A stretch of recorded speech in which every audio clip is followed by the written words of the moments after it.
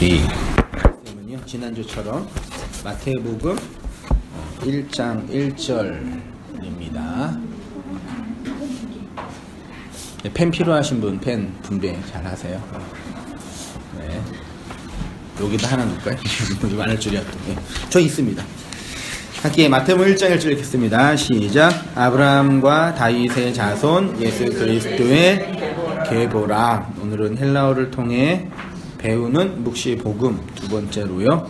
하나님의 아들을 믿는 믿음으로 살아가는 성도라는 제목으로 말씀 나누고 함께 우리 찬양 불렀던 343이었나요? 543. 죄송합니다. 540 제가 표 놨는데 찬양 가사 좋나요? 시편 137편 5절에 내 길을 여호와께 맡기라. 그를 의지하면 그가 이루시고. 여러분의 길을 여호와께 맡기고 계시지요? 네. 540. 네, 계시죠? 그러면 그분이 이루신다 그러시죠? 또 찬양으로 어려운 일 당할 때는 어떻게 해야 돼요? 주님 의지해야 돼요. 의지하면은 어려운 일을 해결해 주세요. 찬양으로 부르셨잖아요. 감동과 은혜 받으시면서. 그런 눈빛으로 저를 쳐다보셔요. 예수님 의지하면 가사에는 어려운 일 당해도 의지하라고는 하는데 문제 해결해 준다고 얘기 안 하네요? 그렇죠? 야, 주만 의지하자. 마음을 놔둬라. 네, 의지하자. 의지하면은 없네. 뭐 해달라 해주는 거 없네. 그러고 보니까 어려운 일 당할 때 나의 믿음 적지만 의지하는 내 주를 더욱 의지합니다. 의지할 뿐입니다. 무슨 일 의지만 하래요. 가사가 그러니까 그러네. 의지하면은 뭐 이렇게 도와준다는 얘기는 없네요. 가사에 그러고 보니까. 근데 다 그렇게 알고 있을까요? 아, 이게 놀랍네. 이 가사도 진짜. 의지는 해야죠. 의지가 믿음이니까. 근데 이게 의지해주면은 힘들 때 어려울 때 하면은 강구한다 그러고 의지한다고 하지만 도움은 안 준대요. 우리는 그럼 왜 의지해 예수를요? 도움도 안 주는 그 예수를. 의지하시죠? 네. 도움 주셔요? 분위기가 뭐 싸해지나 불고. 의지 자체가 도움이 된다. 그거 괜찮네, 그거는. 네. 예수님을 의지하는 것 자체가 내 마음에 위로가 된다. 그러네요. 평안이 돼요. 그치요. 그거는 있죠. 그치만 문제는 그 의지의 내용으로서 구체적인 해결은 안 주나요? 그 신앙은 그냥 우리의 감정의 문제인가요, 그러면? 감정의 문제도 아닌데. 아무튼 왜 얘기를 하냐면요. 오늘 이 믿음이라는 주제인데, 하나님의 백성, 교회는 하나님의 아들을 믿는 믿음으로 살아가는 거죠. 오늘 찬양으로 함께 나누었던 것처럼, 성도는 예수를 의지하는 마음으로 살아가는 거죠. 그럼 믿는 그 마음과 의지하는 그 내용이 어떤 구체적인 대상이 있고 어떤 내용이어야 되냐. 우리가 예수를 믿지요. 기독교는 믿음의 종교라면서요. 믿지요. 믿음의 내용, 믿음이라는 명사로 믿음의 내용이 있죠. 믿음의 방식도 있고 뭐 이걸로 끊임없이 이제 논제를 펼 수 있는데 믿음의 내용이 뭐예요? 예수 그리스도를 믿는 거죠. 그게 를이라는 목적인데 예수를 믿죠. 그럼 예수를 믿는 건 2000년 전에 죽으신 십자가에서 오신 그 예수를 믿는 게 아니라고 지난주에 말씀드렸죠. 과거의 예수는 믿음의 대상이 아니라 그냥 역사적인 팩트예요. 그럼 믿는다고 사실이 아닌 것도 아니고 안 믿는다고 뭐 거짓이 되는 것도 아니고 사실이죠. 그러면 그 예수를 믿는다는 얘기는 과거의 예수가 아니라 말하자면 언제의 예수예요? 미래의 예수예요. 믿음은 바라는 것들이니까. 그러면 미래의 그 예수를 믿는 건 뭐냐? 미래의 어떤 예수를 믿어요? 부활하신 예수. 천국으로 인도하실 예수. 어려운 일 당할 때 위로해 줄 예수. 그 예수를 믿는 거예요. 요거예요. 그러면 여태까지 우리가 이해했던 것처럼 예수 그리스도를 믿는다. 됐죠? 예수를 믿는 거다. 그러면 과거의 역사가 사실이 아니고 미래의 어떤 예수다. 그럼 미래의 그 예수는 뭐냐? 미래의 그 예수는 뭐냐? 그걸 이제 잘 해보세요. 네. 자, 아브라함의 아들 다윗의 아들 있죠? 이거 한번 우리 제가 해볼게요. 현대 성경에는 예수 그리스도가 아브라함의 자손, 다윗의 자손이라고 되어 있습니다.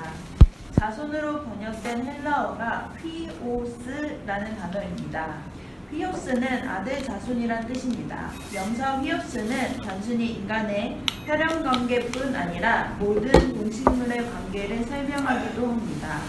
일반적으로 혈연관계의 개념보다 더 넓은 이해관계를 설명할 때 사용됩니다. 예를 들어 스승과 제자의 관계가 아버지와 아들의 관계로 묘사될 수 있고, 어떤 특정한 집단의 회원 자격이 아들이라는 단어로 표현되기도 하며, 속격으로 사용될 땐 사물이나 개념의 의존 관계로 서로에게 소속되어 있는 관계로 설명하기도 합니다. 예를 들어 빛의 아들들, 어둠의 아들들 등의 표현입니다. 네, 그래서 뭐 우리 지금 대한민국의 영미로 지금 난리 났는데 이기고 있나 지금? 네네. 근데 우리가 안 봐야지 이겨요. 뭐든지 다 그래요. 안 봐야지 이겨요. 대안의 딸 그러잖아요. 그 대안의 딸들 할 때 그 딸을 아들로 차용을 하면 대안의 아들이 뭐예요?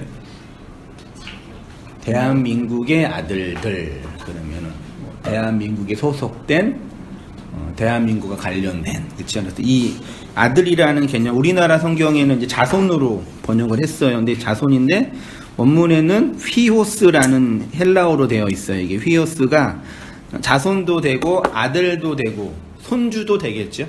그래서 기본적인 뜻은 혈연 관계. 옛날에는 고대 시대는 무조건 시족 사이였으니까 기본적인 구조 자체가 혈연이에요. 혈연 관계에 있는 아들이고, 특별히 이제 히브리어 헬라어 문법에서 속격, 소유격으로 사용이 되면 의존 관계를 표현할 때 이제 설명이 됐대요. 그래서 의존 관계는 서로에게 소속되어 있는 거죠. 그렇죠? 우리가 예수님과의 관계가 무슨 관계예요? 의지할수록 더욱 의지합니다. 예수님을 의지하죠.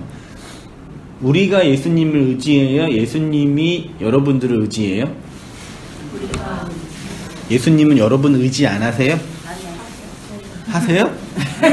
무슨 하나님이 인간을 의지해요? 네? 예수님은 의지. 어쨌든 1차적인 건 우리가 예수님 의지하죠.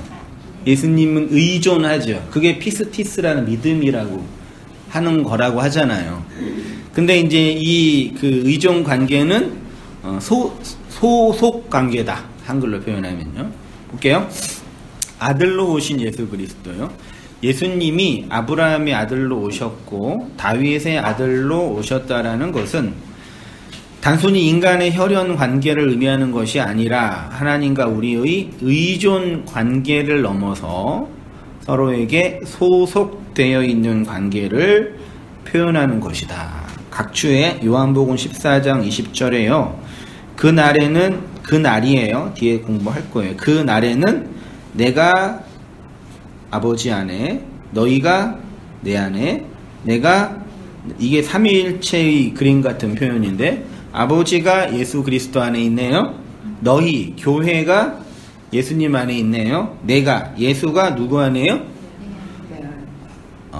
아버지가 예수 안에. 맞네? 예수가 아버지 안에, 교회가 예수 안에, 예수가 교회 안에. 그럼 뭐예요? 이게 무슨 관계예요? 그러니까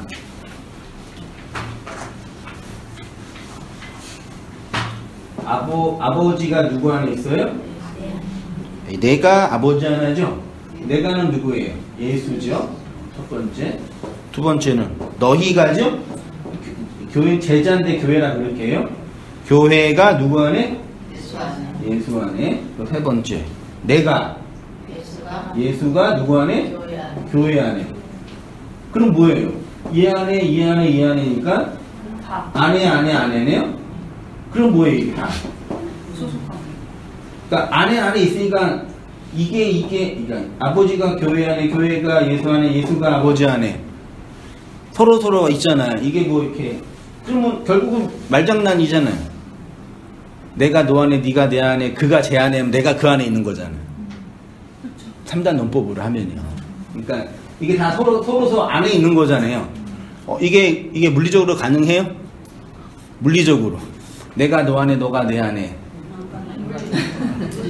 그럼 의미론적으로는 가능해요? 어려워, 성경은. 한번 이렇게 이제 표현되어 있다. 보세요. 하나님과 어떤 관계이십니까? 흔히 기독교 신앙은 하나님과 우리와의 관계라고 표현하죠. 그렇죠? 관계. 그러면 하나님과 우리는 어떤 관계이어야 하냐? 그분은 우리의 주인이시고 우리는 그분의 종인 관계인 거죠. 맞나요? 맞아요? 안 맞아요? 맞아요. 성경에 표현하고 있어요. 그분은 주님이시고 우리는 종이다. 혹은 그분은 창조주이시고 우리는 피조물이다. 그래서 하나님을 의존하는 존재이다. 누가요? 인간이요. 그러면 우리가 하나님을 의존하며 살면 그 하나님의 도움을 받을 수 있냐? 아까 표현하신 의존하는 것 자체가 위로가 되신다면서요. 되나요, 진짜요? 나는 왜 안 되지? 왜 저는 안 될까요? 제가 믿음이 적지요, 제가. 믿음이 없는 건 아닌데 믿음은 좀 적은 것 같아요, 제가. 별로 이렇게 믿음 없어요, 제가. 하는 짓거리 보니까. 별로 믿음은 없어요, 제가. 제가 하나님 의지하는 것 자체가 좋다라고 할 때 그걸 내가 폄하하는 게 아니에요. 그런다고 하는데 저는 아직 인생을 많이 못 살아서 그런지 모르겠는데 별로 이렇게 뭐라고요? 기도를 하라고요? 왜 그럴까요, 저는요? 내가 무슨 문제 있나? 네, 잘 의존해 보세요. 한번. 그러면 좀 좋은 일이 있을지 모르니까. 아무튼 저는 의존하는 것 자체 때문에 위로가 되지 않나요? 내가 하나님 의지하고 있다. 좋다. 안 그래요, 저는요. 이상한 사람인 것 같아. 이상한 목사 같아. 믿음이 좋은 목사한테 한번 갔어요. 기도 많이 하는 목사한테. 교회가 안 되겠어, 이거. 그러니까 저의 이제 고민은 의존하는 감정이 나쁘다는 얘기는 아닌데, 도움이 되냐, 구체적으로. 우리가 이제 뭐 어머님, 아버님 댁에 새들어 살고 있는 입장이라 아직 우리 방이 없거든요. 그래서 우리 담비랑도 같이 자고, 둘째, 큰애는 이제 중학생이니까 나가서 혼자 지방에서 자는데, 둘째가 이제 방이 있어요. 근데 자다가 맨날 와요. 6학년짜리인데. 아빠, 잠이 안 와. 이런 6학년짜리가 진짜 짜증나게 그래서, 가, 새끼야! 그러는데, 아빠, 나 어저께 너무 피곤해가지고 새벽에 잤는데, 뭐가 확 와가지고 귀신인 줄 알고, 그래. 아빠, 미안. 열받아가지고 그러다가. 한 1시간 신랑이 하다가, 무서워? 무섭지는 않대요. 왜 그래? 잠이 안 온대요. 예? 같이 몇 번 잤는데 이제 그만 좀 하게 하려고 했는데, 그래서 옆에 그냥 잤어요. 근데 이제, 그러면 걔가 무서운 거 뭐냐? 아빠가 옆에서 자면은 무서운 게 없어지는 거예요? 그러니까 의지를 하는 거죠. 그건 의지겠네요. 의지. 그치요. 그렇지. 애기들이 무서워하면 부모가 옆에. 근데 애기들이 무서워하는 실체가 뭐예요? 있어요?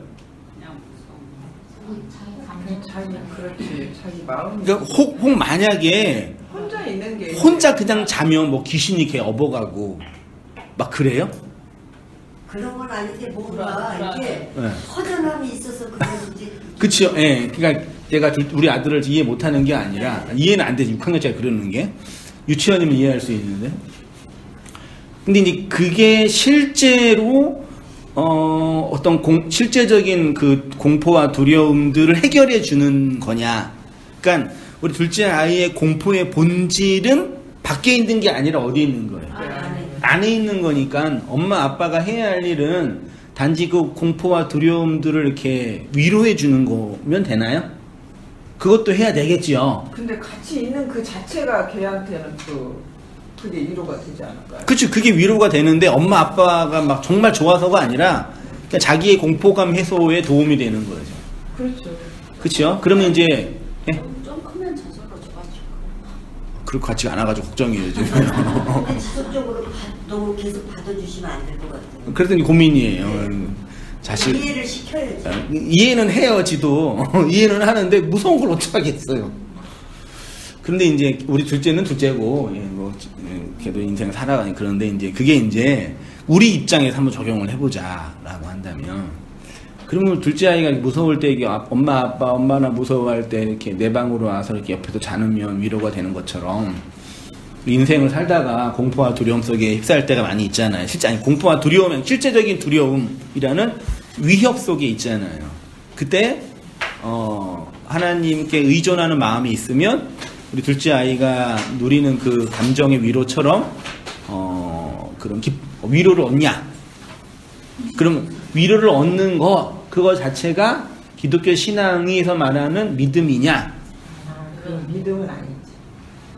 이해되시죠? 네. 좋은 예화가 됐네요. 그러려고 우리 하나님께서 이렇게 우리 둘째 아들 보냈나? 지금 잠을 못 자서 피곤해 죽겠거든요. 그건 기독교 신앙의 믿음, 예수님이 우리에게 주신 믿음은 아니죠. 오히려 예수님이 우리에게 주시는 믿음은 혼자 방에서 자서 무서우면은 무섭게 자. 그건가요? 실제로 귀신이 있는 것도 아니에요. 누가 도둑이 와가지고 이렇게 공격한 것도 아니고 그냥 지 혼자 무서워하는 거예요. 우리도 인생을 살면서 그러나요? 네. 네, 보세요.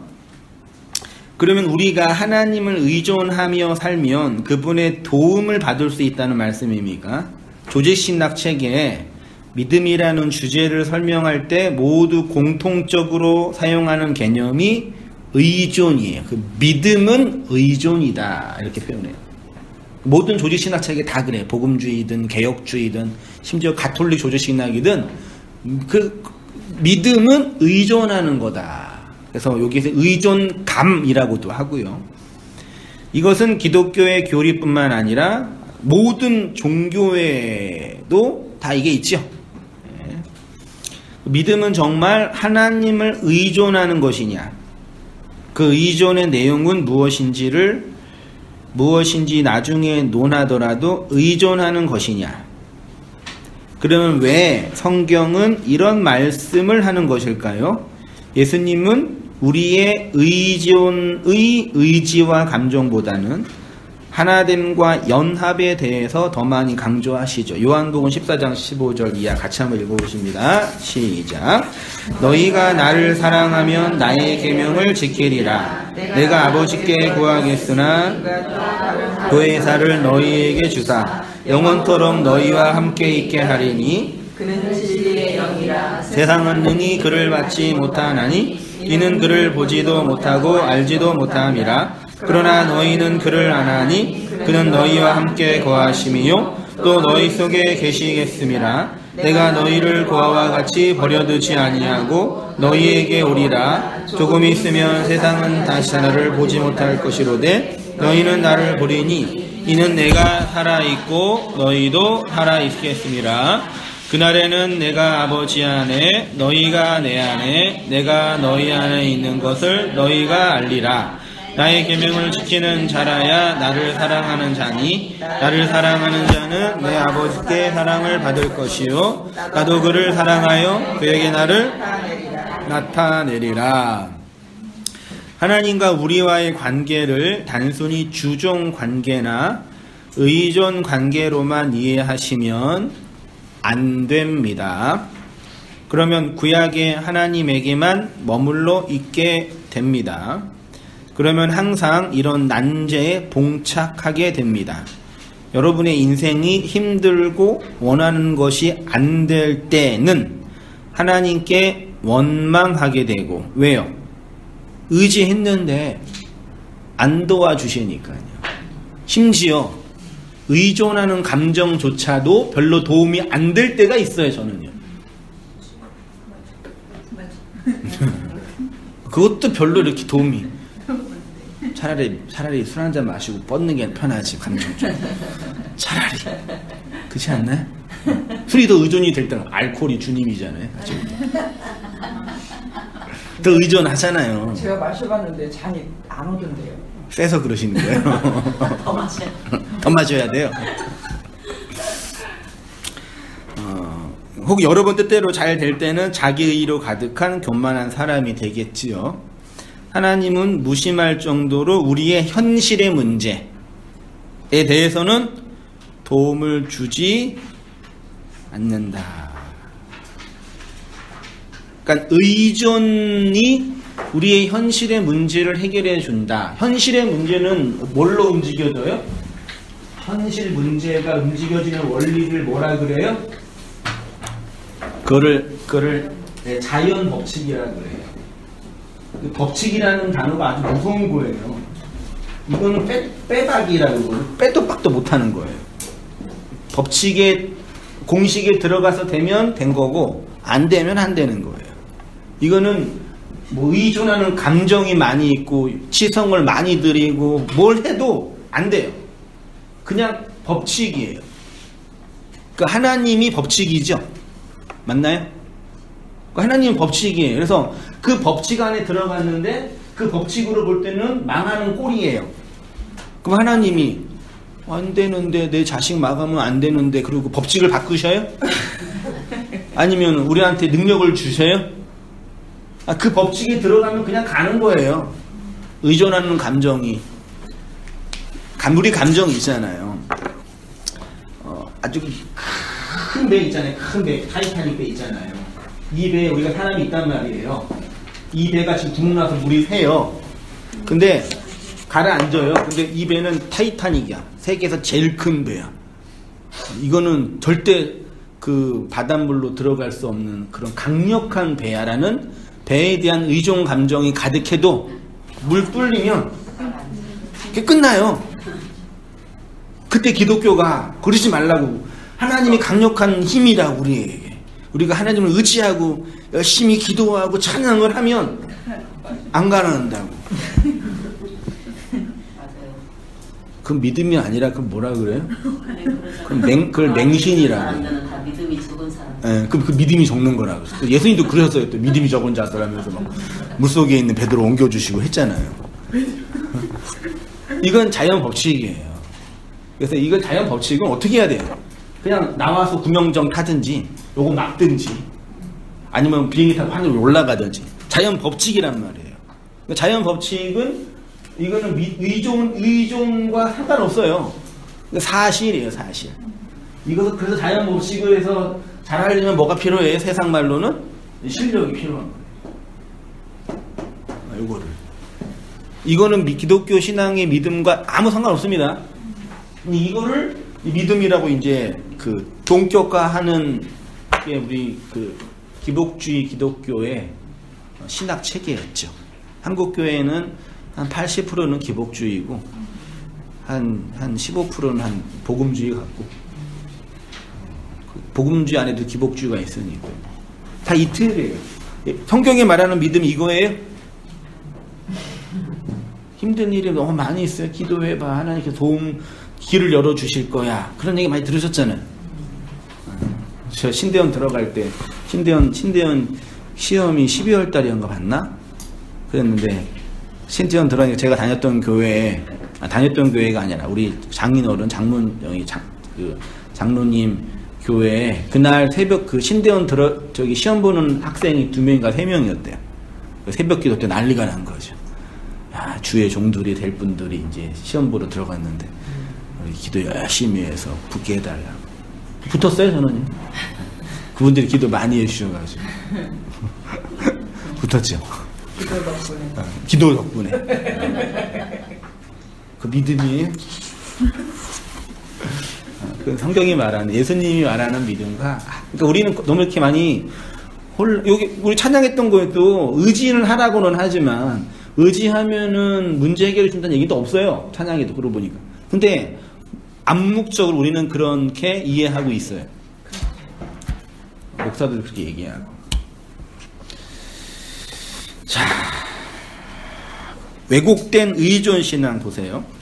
하나님께 대한 의존감이 강한 사람이 신앙을 가질 때 복음의 진리를 깊이 이해하지 못하는 경우가 이런 무지와 오해 때문입니다. 복음 진리와 의존감이 대치가 되는 거예요. 말하자면 종교인들이 하나님에 대한 신앙을 가지는 이유는 궁극적으로 의존 관계 때문입니다. 하나님 우리에게 도움을 주지 않으면 안 믿을 거죠? 아니잖아요. 목사가 믿음 없다고 하니까 벌써 딴 교회 가신다면서요.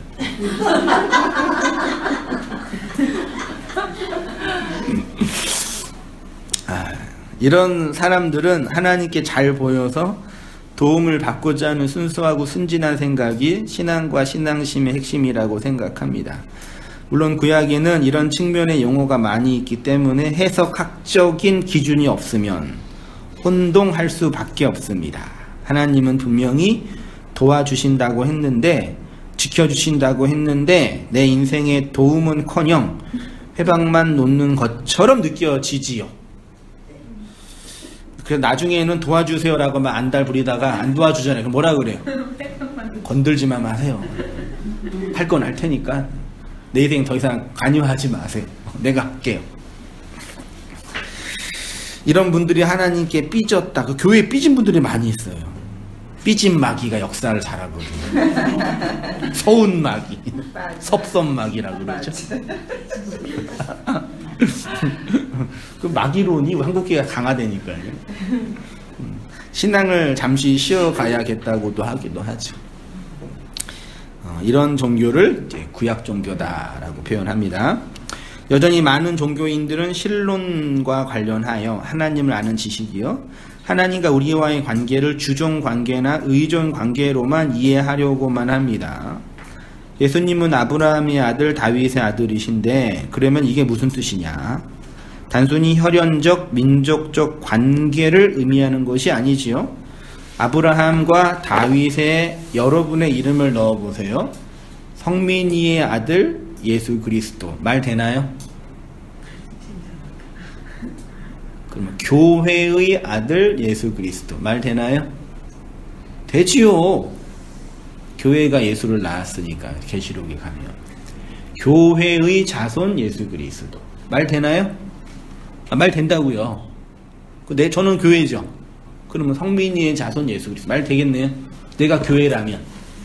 됐죠? 잘 보세요. 이게 무슨 뜻이냐? 예수님이 내 아들이라는 것.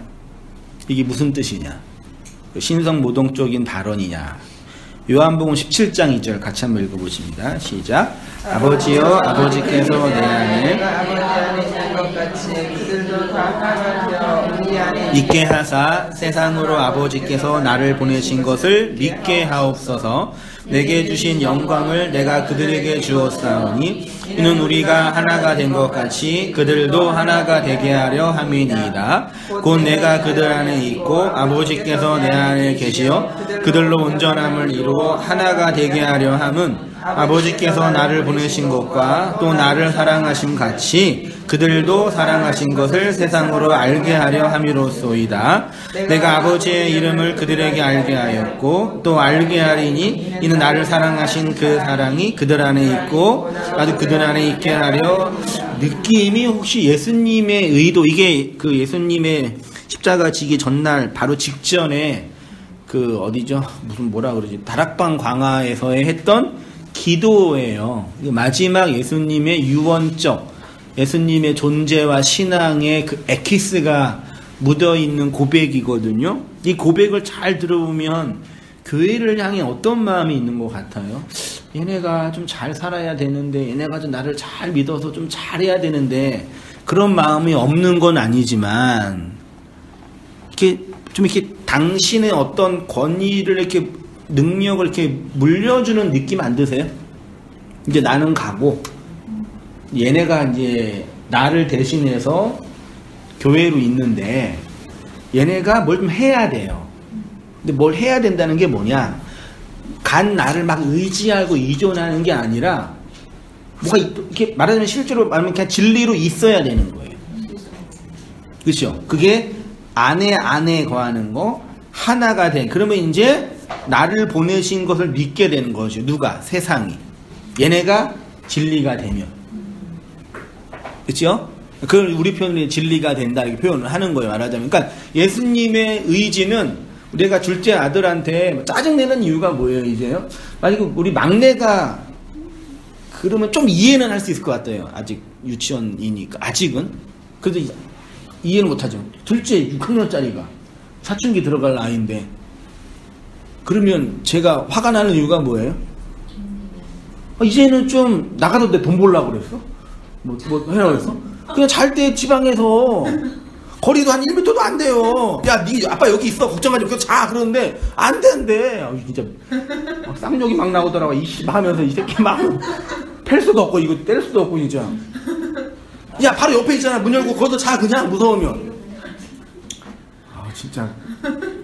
남자애들이 사춘기가 늦은 안 되잖아요. 사춘기를 같이 자자고 해도 안 자요. 그쵸? 남편들도 나이를 문제하잖아요.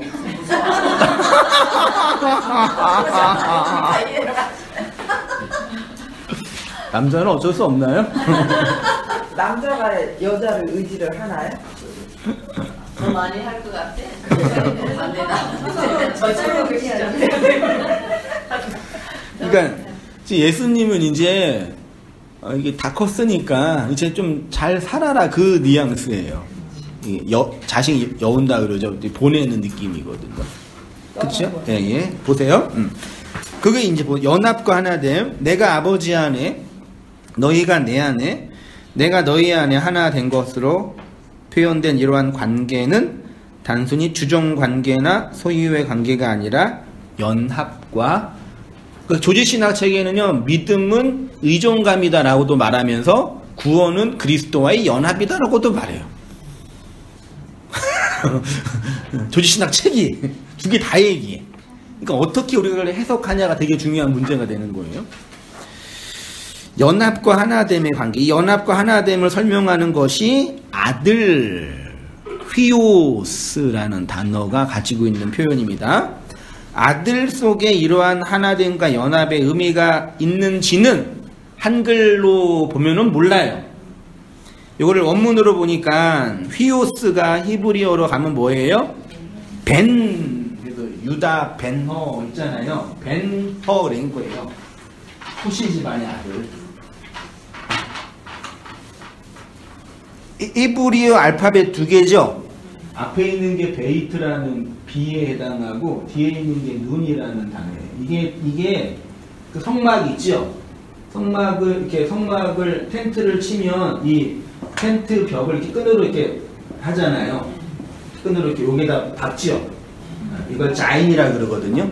여기다가 박아요. 그런 기둥을 본뜨서 원래는 이 단어인데 이게 뭐 단어 끝에 오면 이걸로 변하는데 아무튼 그런 기둥을 박아서 할 때 표현된 단어라고 해요. 이 베이트는 집이고 그러면 벤이라는 히브리어의 집의 기둥. 아들이 뭐예요? 아들이 집의 기둥이죠. 지금 말고 옛날에 대들보라 그러죠. 대들보가 기둥이잖아요. 들보. 그러니까 아들이라는 개념 안에는 기둥이라는 개념이 내포되어 있어요. 집 안에. 그 컬링도 재미있는 게 그게 옛날 우리 비석치기 있죠. 똑같은데 그게 뭐 하는 거예요? 네? 맨 땅에다 집을 만들고 집에다 씨를 넣으면 이기는 거예요. 그치. 맞잖아요. 맞아요. 이 집이에요. 이 집이 가드라 그러죠. 가드를 세우잖아요. 잘 세웠나 모르겠네. 그 다음에 가운데 딱 집어넣으면 C가 들어가면 승리, 생명이 되는 거죠. 그 게임 그렇게 시작됐는지 모르겠지만 제 해석이 그렇다는 얘기예요. 그러니까 집의 기둥. 그게 벤이에요. 이 벤이라는 명사가 동사 바나에서 왔대요. 바나. 이 바나는 세우다, 짓다, 건축하다 뜻이래요. 그 아들이 있으면 집이 세워지죠. 단순히 물리적으로 건축하는 것뿐만 아니라 가문을 세우는 것, 사상을 건설하는 것 등의 의미로 사용되었습니다. 고대 농경사회에서는 바나는 집을 세우다, 농사를 짓다의 의미로 사용되었는데 농사할 때 중요한 농사가 자식 농사라고 했지요. 옛날에. 지금도 그러죠. 자식 농사의 핵심은 자식을 집에 뭘로요? 기둥으로 세우는 게 자식 농사 잘 짓는 거죠. 지금 그 기둥은 이제 검사 되고 뭐 변호사 되고 의사 되고 뭐 목사도 됐는데 기둥이 못 돼가지고 다 사 되는 거잖아요. 그래서 그 힘과 돈과 권력과 명예를 가지고 다 기둥을 세우면 집이 세워진다. 이게 기본적인 시족사회 가정 문화였잖아요. 그러면 누가 집안의 대들보가 될 수 있냐? 씨를 가지고 있는 자가 대들보가 될 수 있겠지요. 그래서 세운다라는 단어 안에 아들이라는 단어가 된 거예요. 아브라함이 세웠고 다윗이 세웠고 도 할 수 있고요. 아브라함의 씨, 아브라함의 아들, 아브라함의 자손, 아브라함의 세움 등의 의미가 내포되어 있습니다. 그러니까 예수님이 역사의 아들로 세워졌죠. 십자가잖아요. 그러면 성민이의 아들이 됐다는 얘기는 성민이의 뭐가 된 거예요? 기둥이 된 거죠.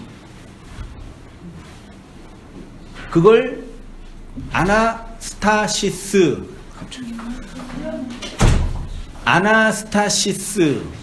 뭐라 그래요? 부활이라고 했잖아요.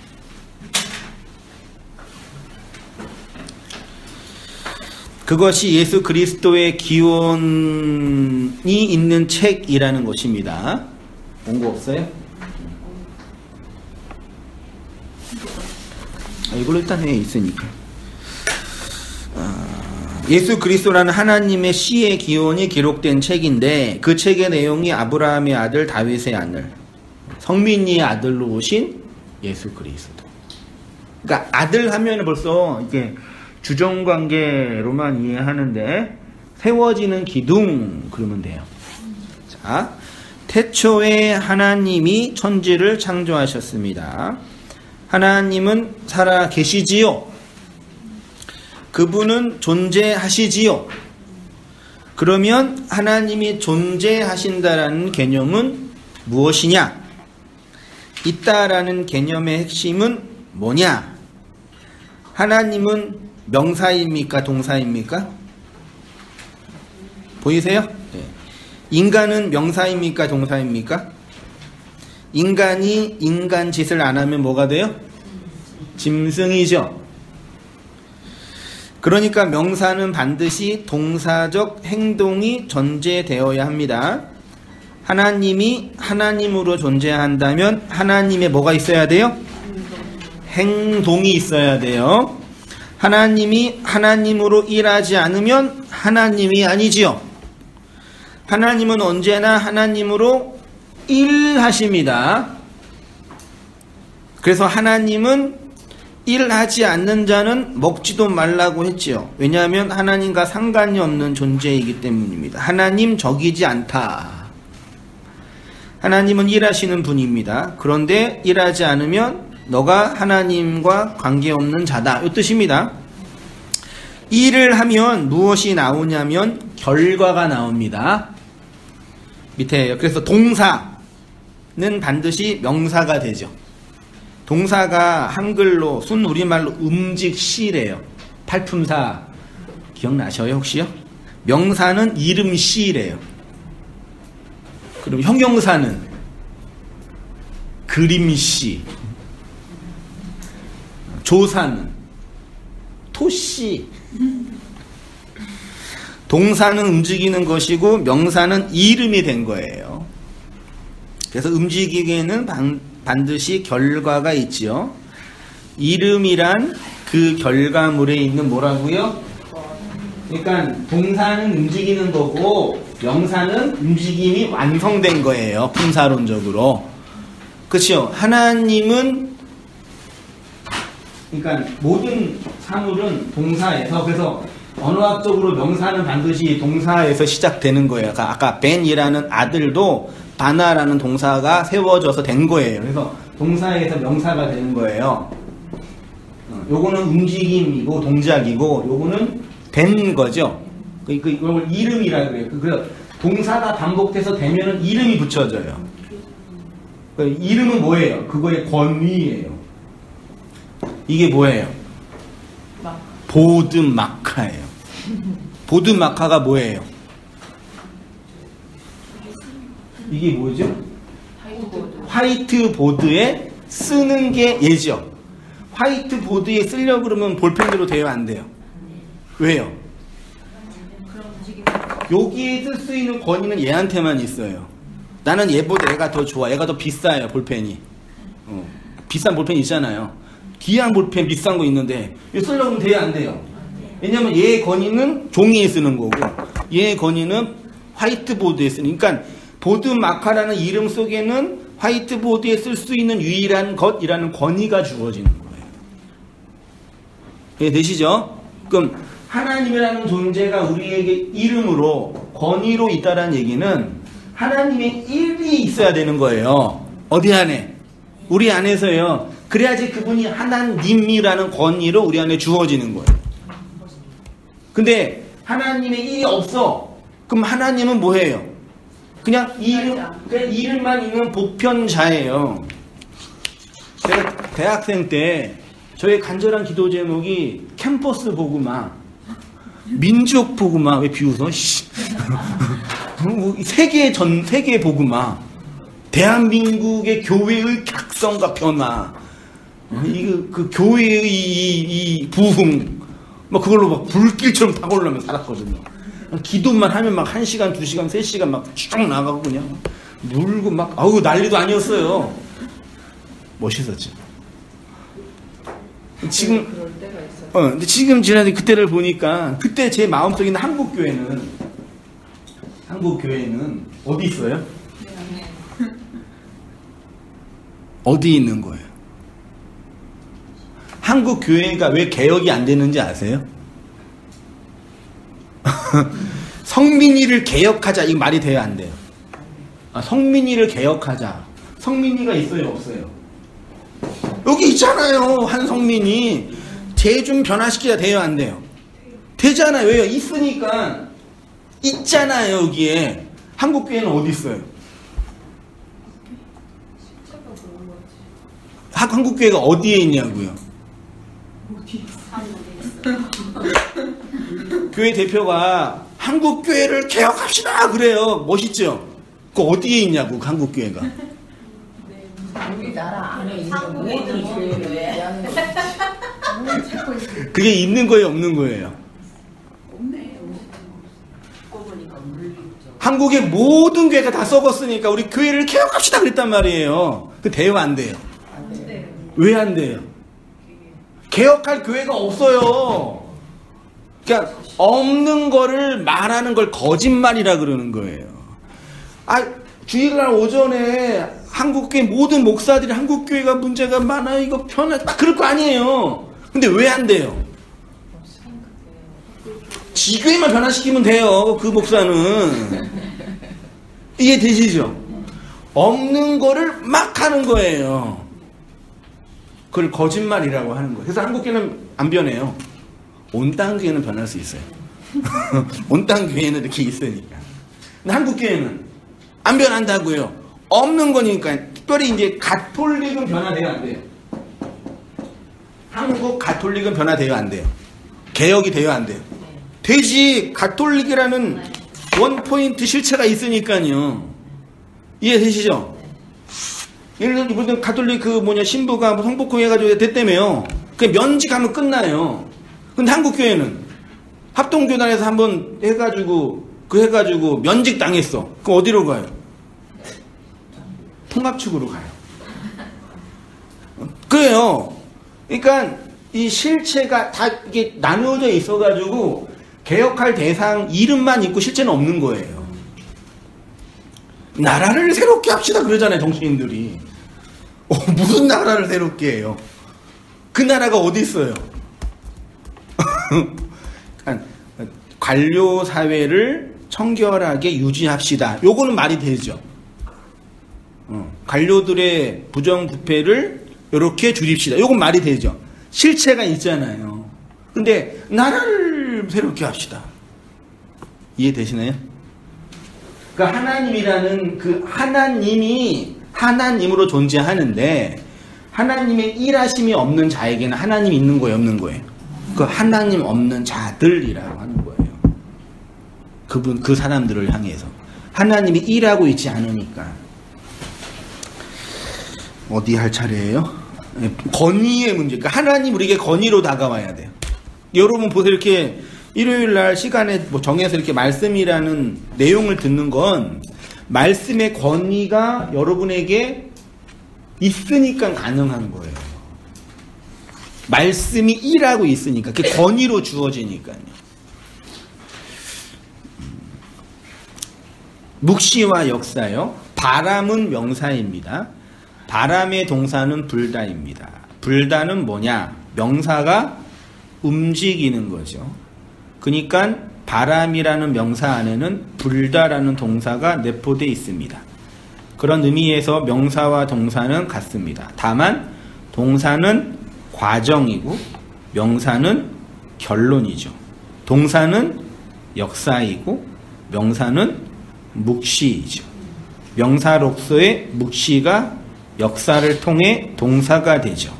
역사는 묵시가 되겠죠.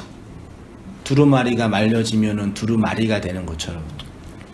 그래서 하나님이 우리에게 권위로 명사로 존재한다는 것은 그분이 지금 일을 하고 있다. 동사가 되고 있다. 일하지 않으면 먹을 수가 없어요. 그래서 하나님의 일을 하는 자가 하나님의 자녀이고 하나님의 자녀는 뭐래요? 하나님의 뭐래요? 일을 한단 말이에요. 그래서 하나님의 일을 하니까 나중에 뭐가 돼요? 하나님이 되겠죠. 동사가 완성되면 명사가 된다 그랬잖아요. 내 안에 하나님의 일이 주어지고 하나님이 일하고 계시잖아요. 하나님 일하고 계시죠? 그러니까 하나님 일을 계속하면 뭐가 돼요? 하나님이라는 권위가 주어진단 말이에요. 신비주의자처럼 이렇게 어떻게 몸이 변해가지고 뭐 하나님 그런 게 아니라 권위가 주어진다고요. 그래서 하나님이 우리에게 권위가 있다라는 것은 일하시는 하나님으로 존재한다는 것이고 하나님이 있는 자에게는 하나님의 일이 있는 것이고 하나님이라는 존재는 반드시 하나님의 일을 하시고 그 하나님이 행하시는 그 일이 이루어지는 자들 속에 하나님의 명사로 존재하시죠. 그것이 하나님의 뭘 위해서요? 이름을 위한 성도의 삶. 그래서 이사야 구약에 다 하나님의 이름 보세요. 한번 읽어볼까요? 여호수아 9장 7절. 가나안 사람과 이 땅의 모든 사람들이 듣고 우리를 둘러싸고 우리 이름을 세상에서 끌으니 주의 크신 이름을 위하여 어떻게 하시노이까. 사마 7장 13절 시작. 그는 내 이름을 위하여 집을 건축할 것이요 나는 그의 왕위를 영원히 견고하게 하리라. 시편 143편 시작. 여호와의 주의 이름을 위하여 나를 살리시고 주의 의로 내 영혼을 환난에서 끌어내소서. 시편 23편 시작. 내 영혼을 소생시키시고 그의 길로 그래서 하나님의 일을 행하는 자에게는 하나님의 이름을 위한 신앙의 열심이 나와요. 하나님의 이름이 어디 있어요? 이름은 이름만 있는 건 실제가 아니라니까요. 근데 성도에게는 그 하나님의 실제가 경험된다고요. 그 하나님의 일은 뭐냐? 그들이 묻되 우리가 어떻게 하여야 하나님의 일을 하오리까? 예수께서 대답하여 이르시되 하나님께서 보내신 일을 믿는 것이 하나님의 일이지요. 하나님께서 보내신 이가 누구예요? 오늘 표현으로 휘오스 벤 아들이에요. 하나님이 아들을 보냈어요. 독생자를 보내시고 나 같은 죄인 위에 죽으신 그 아들이라고 표현된 그 존재 아들이죠. 근데 단지 우리 밖에 있는 심파조의 그 예수, 십자가에서 죽으시고 고난과 고통과 고초를 많이 당하시고 또 사순절 다가오고 있겠지요. 그 예수 말고요, 내 안에 언약의 기둥으로 빡 박혀진 그 벤 아들 있잖아요. 그거를 그 아들을 믿는 게 하나님의 일이라니까요. 이해되시죠? 어떤 말씀인지 아시겠죠? 제가 기복주의와 새로운 용어 가지고 설교할 수가 없어요. 한글로 하니까. 성도는 하나님이 보내신 그 아들 예수 그리스도를 믿게 되어서 하나님의 일을 하죠. 성도만 이렇게 일하시는 하나님, 움직이시는 하나님을 감지하죠. 왜냐하면 하나님이 자신의 역사 속에서 일하시죠. 이르되 주 예수를 믿으라. 그리하면 너와 내 집이 구원을 받으리라.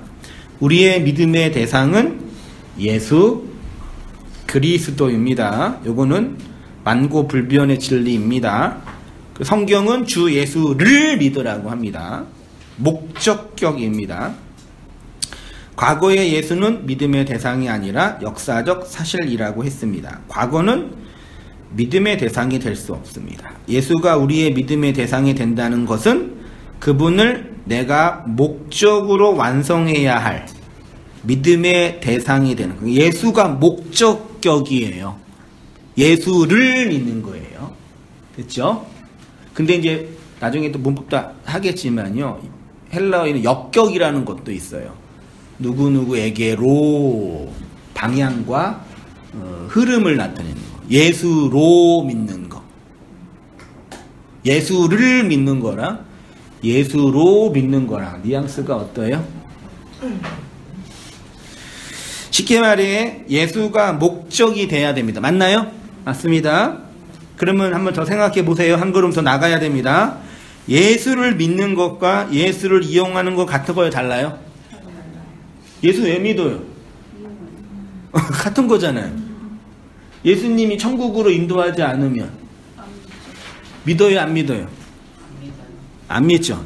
예수님 믿으면 세상의 손해를 보면 믿어요? 안 믿어요? 그 예수를 목적으로 이용하는 거죠. 근데 우리는 다 그렇게 믿고 있잖아요. 잘 생각하셔야 됩니다. 그래서 우리의 경험 속에 예수를 믿는 것과 예수를 이용하는 것, 완전히 못하네, 것을 구분하기가 매우 어렵습니다.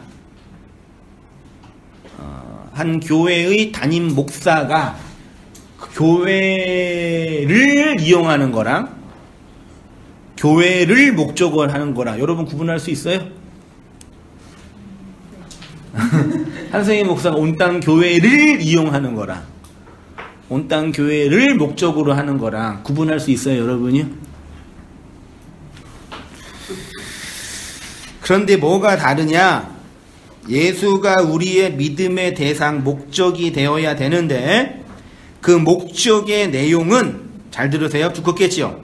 내가 그 예수가 되어야 한다는 개념이에요.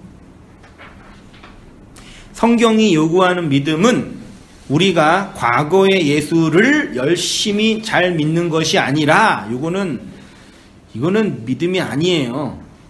과거의 예수를 열심히 잘 믿는 건 안 믿어도 된다니까요. 안 믿어줘도 돼요. 불신자들이 예수님 안 믿어줘도 돼요. 나만 천국 가야지. 교회 걔네들 왜 천국 가요? 그 믿음의 대상이 우리의 목적이 되어 우리 또한 하나님의 아들이 되어야 한다는 것을 요구하는 거. 그러니까 주 예수를 믿으라. 그러면 너와 내 집이 구원을 얻는다 할 때 그 주 예수를은 과거의 예수, 나를 좋은 것으로 인도하는 예수가 아니라 너로 예수로 되게 하는 그 예수를 믿어라. 이해되시죠? 제가 이게 논리적으로 이해되시죠? 아니 예수를 믿는 거는 그 예수가 너로 예수를 만드는 그 예수를, 쉽게 말해 예수 그리스도를 믿는 것을 통해서 내가 하나님의 아들이 된다는 것으로 이는 예수의 과거적 사건이 아니라 시간적으로 미래적, 왜? 미래에서는 내가 그 예수가 되잖아요. 지금, 그러니까 하나님의 시간에서 우리의 경험의 미래에서는 지금은 그 미래를 믿음으로 바라보는 거고요. 근데 하나님의 미래는 현실이니까. 그러니까 하나님은 과거와 현재와 미래가 없어요. 영원한 현재의 시간으로, 현재라고 할 수 없는 그 시간의 현재를 바라봐요. 근데 우리는 시간차가 역사니까요. 동사니까. 움직이니까. 동사로 움직여 가야 되니까. 그래서 바라는 완성된 하나님의 그 믿음이 실현되는 거죠. 근데 그 될 예수를 믿는 거죠. 우리의 경험 속에서. 그래서 실패도 있고, 좌절도 있고, 넘어짐도 있고, 뒤로 물러남도 있고, 안 되는 것도 있고, 없는 것도 있는 경험을 우리가 하는 거죠. 화나기도 하고, 힘들기도 하고, 무섭기도 하고, 두렵기도 하고, 네, 그 모든 거를. 여러분은 주 예수를 믿으시죠? 그때 그 예수를 목적으로 과거의 시제가 아니라 미래의 시제가 되어야 합니다. 미래적 관점의 예수를 할 때 그 그를 핵심은 내가 예수가 된다는 개념.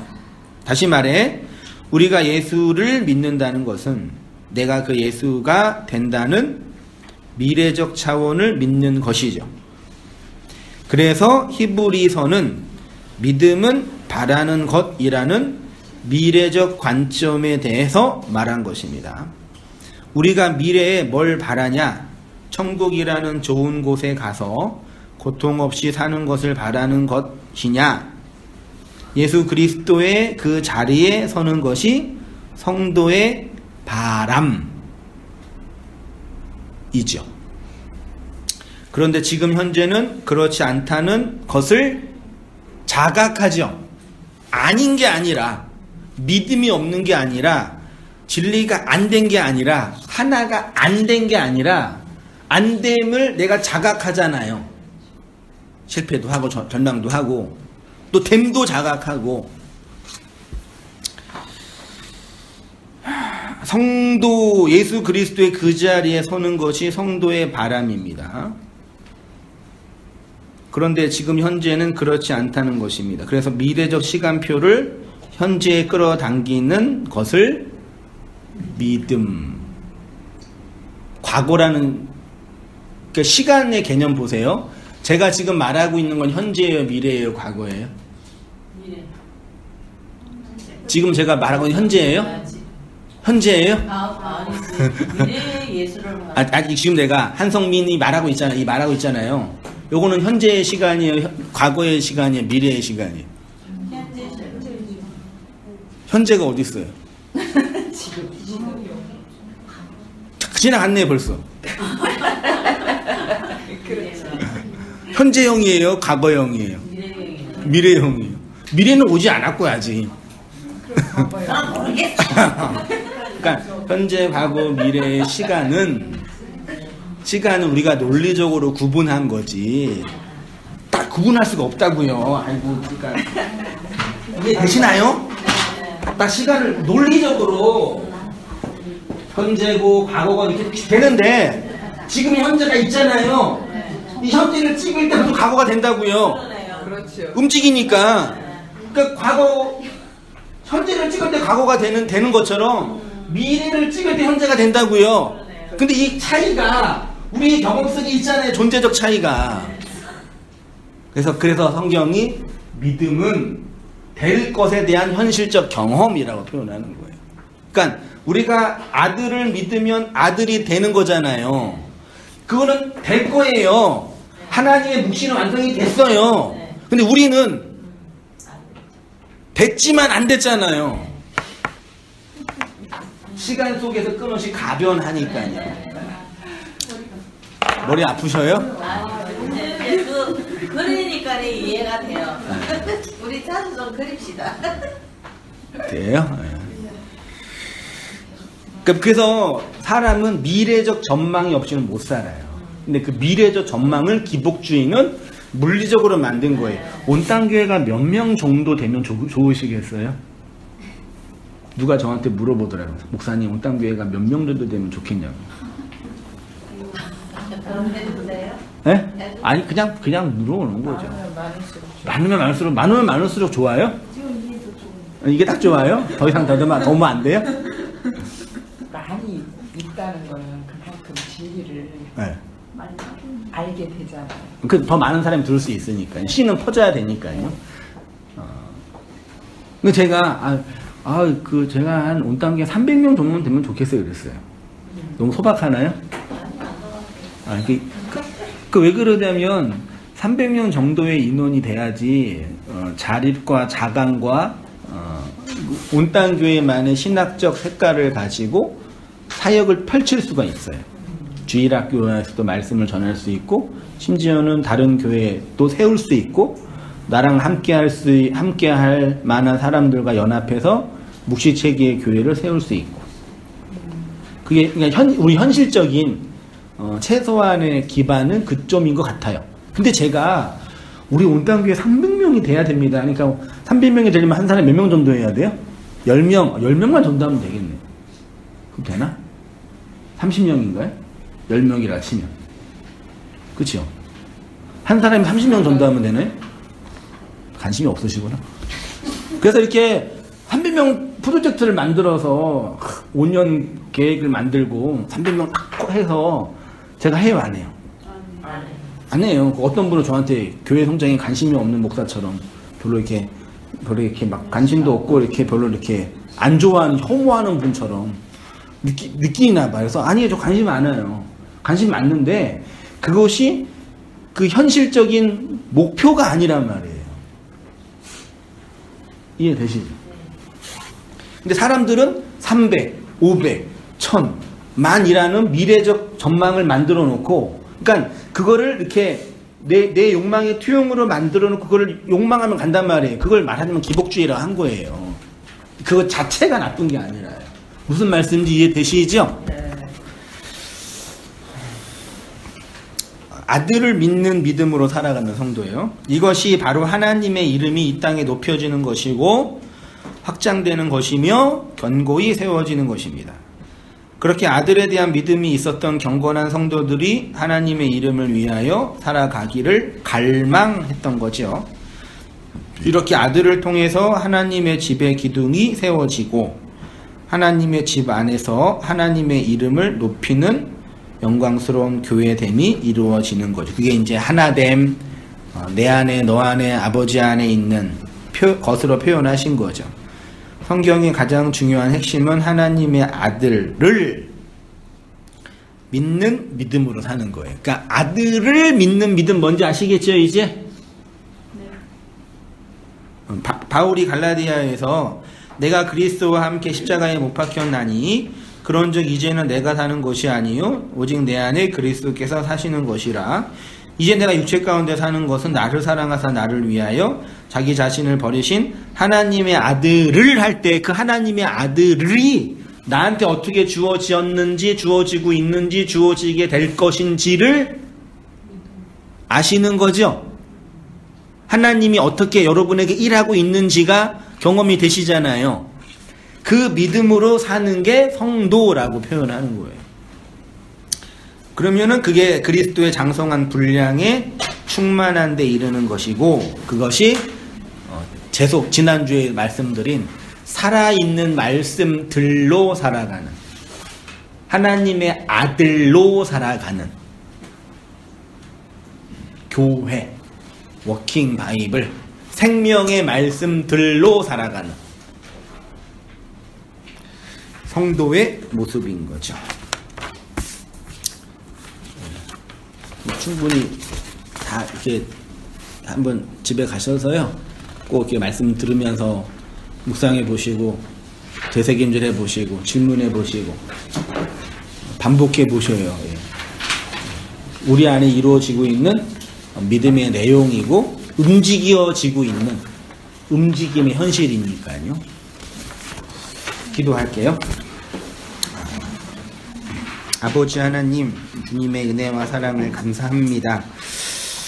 우리가 달리 하나님의 사랑과 그리스도의 복음을 표현하고 설명할 방법이 없어서 그림이라는 문자와 우리의 욕망을 담은 언어로 아버지의 그 사랑과 은혜를 설명할 수밖에 없음을 또한 알고 있는데, 그 불완전한 우리의 역사와 인생 속에서 아들로 오신 예수, 씨와 생명으로 오신 예수, 우리 인생의 집의 기둥으로 오신 예수를 믿어서 하나님의 아들로 살아가는 저희의 모든 인생과 삶들이 되어지도록 아버지 인도하여 주옵소서. 역사와 인생을 살아가면서 당하는 아쉬움들과 어려움들과 눈물 때문에 아프고 절망하고 두려워하고 무서워할 때도 많이 있지만 완성될 그 은혜를 현실에서 경험하고 체험함으로 그리스도와 아버지와 하나됨으로 연합된 자로, 진리된 자로, 말씀된 자로 인내하며 살아가는 저의 모든 삶이 되어지도록 인도하여 주셔서 구약의 많은 성도들이 하나님 아버지의 이름을 위하여 열심히 살아갔던 것처럼 우리가 그러한 하나님의 열심 안에 거할 수 있도록 인도해 주시고 은혜 내려 주시옵소서. 이제는 우리 주 예수 그리스도의 은혜와 하나님 아버지의 크신 사랑과 성령의 교통하심이 우리 모든 성도님들의 삶 속에 지금부터 영원까지 함께 있을지어다. 아멘. 감사합니다.